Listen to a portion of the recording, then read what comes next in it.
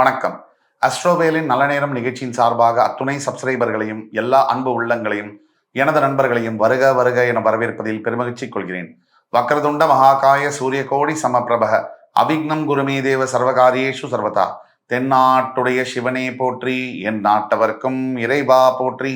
நண்பர்களே, இந்த புத்தம் புதிய காணொலிக்கு உங்கள் அத்துணை பேரையும் வரவேற்பதில் மிக்க மகிழ்ச்சி கொள்கிறேன். இன்னைக்கு நம்ம பேச போறது கன்னி ராசி. காலபுருஷனுடைய 6ஆம் வீடு, புதன் பகவான் ஆட்சியும் பெற்று உச்சம் பெறுகின்ற ஒரு அற்புதமான ராசி கன்னி ராசி. எந்த ஒரு கிரகமும் தன்னுடைய சொந்த வீட்டில் ஆட்சி பெறும், ஆனால் உச்சம் பெறுவதில்லை.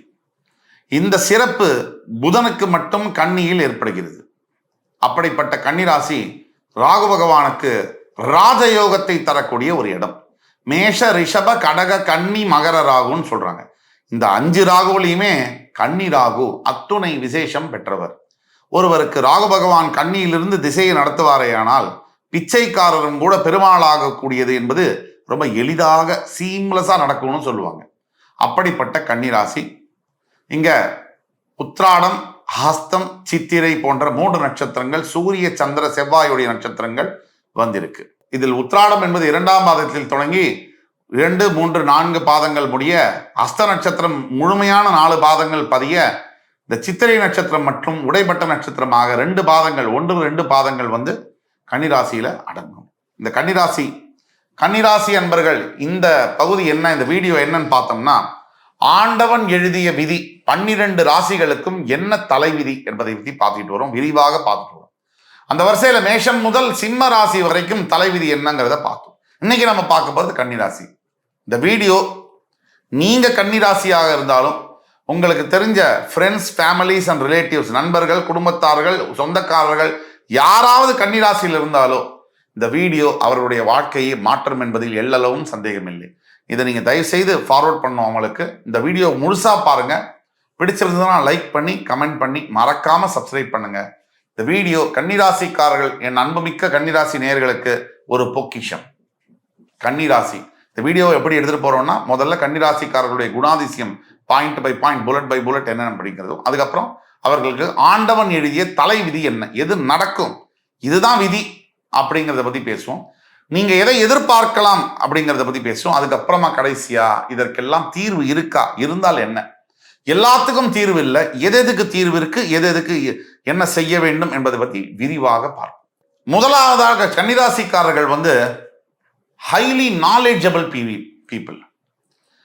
எந்த ஒரு விஷயத்தையும் உங்களால சிறப்பாக ஹேண்டில் செய்ய முடியும். இந்த கைக்குள்ள போய் வெளியில வர்றது, எந்த ஒரு விஷயத்தையும் நிதானத்துடன், பேஷன்ஸுடன், பொறுமையுடன் ஹேண்டில் செய்யக்கூடிய ஒரு ராசி கன்னிராசி. ஹை நாலேஜ் இருக்கும். உலக ஞானம்னு சொல்லுவோம், விஸ்டம்னு சொல்லுவோம்.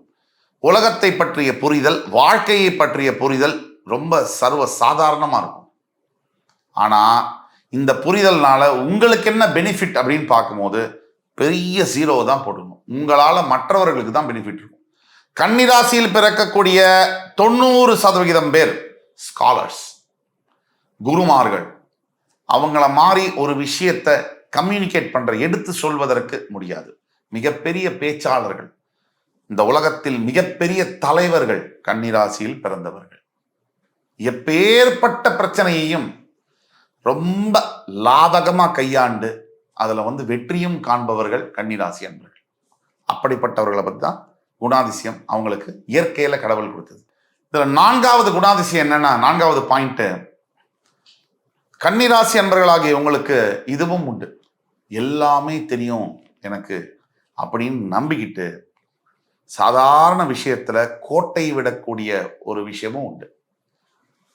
எல்லாமே தெரியும்னு நம்பி சின்ன விஷயத்துல கோட்டை விட்டுருவீங்க, பெரிய விஷயத்துல ஈஸியா ஹேண்டில் பண்ணிட்டு. இதை நீங்க கவனமா பார்த்துக்கணும். இந்த மாதிரி கோட்டை விட்டுட்டு பின்னாடி அதை நினைத்தே வருத்தப்படுவது என்பது ஒரு இயல்பாக இருக்கும். அதை நீங்கள் கவனமாக கையாள வேண்டும். பெரும்பாலான கன்னிராசி அன்பர்கள் சுயநலவாதிகள்னு சொல்ல மாட்டேன், சந்தர்ப்பவாதிகளாக இருக்கக்கூடிய வாய்ப்புகள் உண்டு. ஒரு சந்தர்ப்பத்துல எப்படி வேணுமோ அந்த மாதிரி தன்னை மாத்திக்கக்கூடிய இயல்பு இருக்கும். அந்த மாதிரி இருந்துட்டு பின்னாடி ஒரு பெரிய விஷயங்கள்ல இந்த சந்தர்ப்பவாதத்தனத்தினாலேயே மாட்டி லாக்காரு. இப்ப நீங்க ஒரு சந்தர்ப்பவாதத்தனமா இருக்கீங்கன்னு சொன்னா, அது ஏதோ ஒரு சந்தர்ப்பத்தில் வெட்ட வெளிச்சமா தெரிய வந்துடும், அதனாலேயே மாட்டிக்கிறது. 12 ராசியில 11 ராசிக்கும் நல்லவர்களாக இருக்கக்கூடிய ராசி கன்னிராசி. உங்களுக்கு மட்டும் நீங்கள் எதிரிகள், உங்களுக்கு மட்டும் நீங்கள் எதிரி, மிச்ச 11 ராசிக்கும் நீங்கள் நண்பன். இதுதான் கன்னிராசி.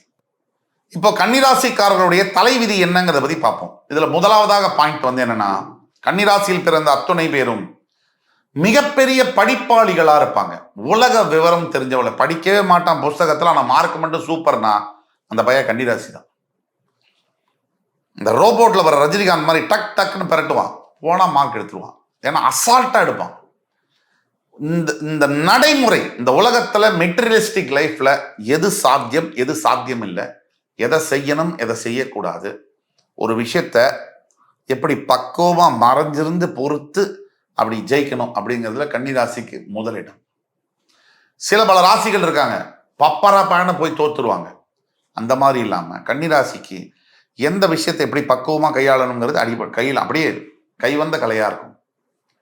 அதே மாதிரி கன்னிராசிக்காரர்களுக்கு இரண்டாம் விதி என்னன்னா, கூட பிறந்த அண்ணா தம்பி அக்கா தங்க எந்த சகோதர சகோதரிகள் கன்னிராசிக்கு இருந்தாலும் சரி, எழுதி ஸ்டாம்ப் பேப்பர்ல கையெழுத்து போட்டுக்கிறேன், அவங்களால 10 பைசா பிரயோஜனம் இருக்காது. ஏன்னா 3ஆம் இடம் உங்களுடைய சகோதர ஸ்தானத்தை குறிக்கக்கூடிய விருச்சிக ராசிக்கு அதிபதியாக வருவது செவ்வாய். உங்களுடைய ராசியாதிபதி புதனுக்கு அவர் கொடிய விரோதி. அதே மாதிரி உங்களுடைய நண்பர்களே உங்களுக்கு பகைவர்களாக மாறுவார்கள் எதிர்காலத்தில். செந்தணலும் நீர் போல் தெரியும், நண்பனும் பகை போல் புரியும், அது நாள்பட தெரியும். இது கண்ணதாசன் வரிகள். இந்த வரிகள் உங்கள் வாழ்க்கையில் விதி. 3ஆம் விதி என்னன்னா, கன்னிராசினியர்களுக்கு சிறு வயது வாழ்க்கை என்பது 90% கன்னிராசினியர்களுக்கு ஒரு சொர்க்கம். ஆனால் பெற்றோர்கள்ல யாராவது ஒருத்தர், அம்மாவோ இல்ல அப்பாவோ, அந்த உங்களுடைய சிறு வயதுல உங்களுக்கு நினைத்து பார்க்க முடியாத அளவுக்கு கொடசலை கொடுத்திருப்பாங்க. உங்களுடைய சிறுவது வாழ்க்கை என்பது நிறைய மெமரிஸ் இருக்கும், லோட்ஸ் ஆஃப் மெமரிஸ், அற்புதமான ஞாபகங்கள். ஆனால் உங்களுடைய பெற்றோர்களில் ஒருவர் உங்களுடைய வாழ்க்கையில பூந்து விளையாடி இருப்பாங்க, உங்களை பயங்கரமா எரிச்சல் படுத்தியிருப்பாங்க. இது மறுக்க முடியாத உண்மை. ஆக இந்த தலைவிதி ஒரு பெற்றோரால் அதிகமாக பாதிக்கப்படக்கூடிய ஒரு தலைவிதி வந்து கன்னிராசி என்பவர்களுக்கு இருக்கு. 4வது தலைவிதி என்னன்னு பார்த்தோம்னா, இவங்களுக்கு ஏற்ற வேலை, ஜாப், கெரியர் ஆப்ஷன்ஸ் எதுன்னு பார்த்தோம்னா banking sector, finance sector, IT related jobs, இதெல்லாம் இவங்களுக்கு ஏற்ற கரெக்டான ஒரு செக்டர்ஸ். ஆக வேலை வாய்ப்பை பொறுத்த வரைக்கும் நாம் சொன்ன செக்டர்ஸ், இந்த finance related, chartered accountant profession, இந்த மாதிரியான இதில் வந்து உங்களுக்கு சக்சஸ் அதிகமாக வரும். இதுதான் உங்களுடைய தலைவிதி. 5வதாக உங்களுடைய மிகப்பெரிய எதிரியானவர்கள் எங்கேயோ வேற வேற மாநிலத்தில் வேற வேற கிரகத்திலலாம் இல்லை, யார் உங்கள் சகோதர சகோதரியோ, யார் உங்கள் க்ளோஸ் ஃப்ரெண்டோ, அவர்கள் தான் உங்களுடைய நம்பர் 1 எனிமியாக இருப்பார்கள். இதுதான் உங்களுடைய 5வது தலைவிதி. 6வது தலைவிதி என்னன்னு பார்த்தீங்கன்னா, பூர்வீக சொத்தானது கன்னிராசினியர்களுக்கு தேவைப்படும் பொழுது கிடைக்காது. இதுதான் 6வது தலைவிதி. 7வது தலைவிதி, அனைத்து கன்னிராசி என்பவர்களுக்கு, பெரும்பாலும் 85% கன்னிராசி என்பவர்களுக்கு குழந்தை பாக்கியம் சற்று லேட்டாக தான் கிடைக்கும். அப்படியே கிடைச்சாலும் அந்த குழந்தைகள் தான் வளர்ந்தவுடன் உங்களை ஜஸ்ட் லைக் தட் விட்டுட்டு போயிடுவாங்க. அவங்கள்ட்ட ரொம்ப ஒட்டுறதோ, எமோஷனலா ரொம்ப பாண்டிங் ஆகிறதோ ரொம்ப ரொம்ப ஜாகிரதையா இருக்கணும். அதோட முக்கியமானது, ரொம்ப ஒரு வயசுக்கு அப்புறம், ஒரு 15-16 வயசுக்கு அப்புறம் உங்கள்கிட்ட ஃப்ரெண்ட்லியா இருக்க மாட்டாங்க. இதுக்கெல்லாம் நீங்க முன்னாடி ப்ரிப்பேர் ஆகிக்கணும். இது உங்களுடைய 7வது தலைவிதி. உங்களுடைய 8வது தலைவிதி என்னன்னா, பெரும்பாலான கன்னிராசி என்பவர்களுக்கு 7ஆம் இடம் என்பது, அதாவது 7ஆம் இடம் என்பது மாரகம் மற்றும் பாதகஸ்தானம் மீனராசிங்கிறதுனாலையும், குரு பகவான் அதுக்கு அதிபதியாக வர்றதுனாலையும், குரு கல்யாணத்துக்கு குரு பார்வை வேணும்னு சொல்லுவாங்க. அவரே உங்களுக்கு மாரக மற்றும் பாதகஸ்தானத்துக்கு அதிபதியாக 7ஆம் இடத்துக்கு அதிபதியாக வருவதனாலும், பெரும்பாலான 90% கன்னிராசி என்பவர்களுக்கு கல்யாண வாழ்க்கையில ஒரு திருமணத்திற்கு மேல் இருக்கு அப்படிங்கிறது உண்மை.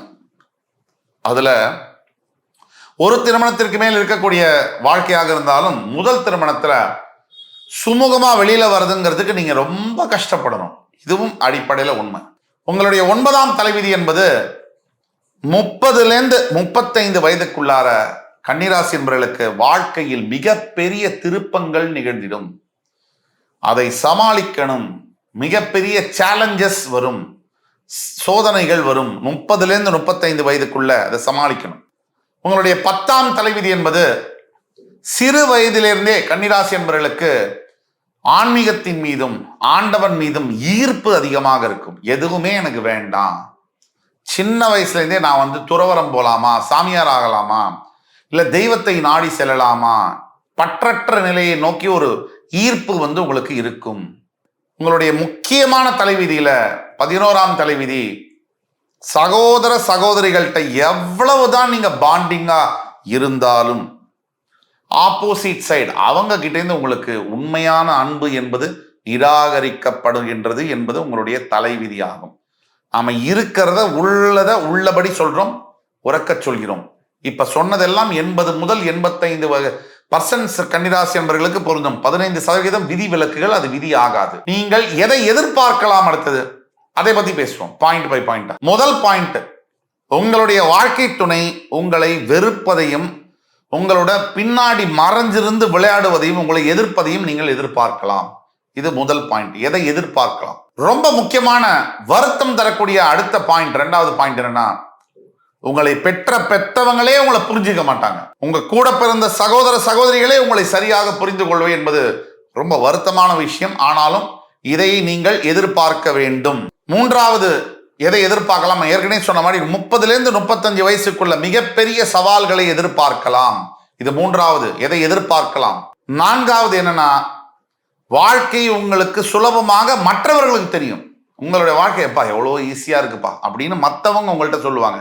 ஆனா கன்னிராசி நேயர்களே, உங்கள் வாழ்க்கை எவ்வளவு கடினமானது, எத்தனை முள்களும் எத்தனை பாறைகளையும் எத்தனை வேதனைகளையும் தாண்டி கொண்டு நீங்கள் வாழ்கிறீர்கள் என்பது உங்களுக்கு மட்டுமே தெரிந்த ரகசியம். 5வது எதை எதிர்பார்க்கலாம்? நீங்க என்னதான் தண்ணி மாதிரி உங்களோட பிரதர்ஸ் சிஸ்டர்ஸ் ஃப்ரெண்ட்ஸுக்கு செலவழிச்சாலும் எழுதி வைத்துக் கொள்ளுங்கள் கன்னிராசி நேயர்களே, அவர்கள் கிட்டேந்து 10 பைசா உங்களுக்கு பெனிஃபிட் வராது.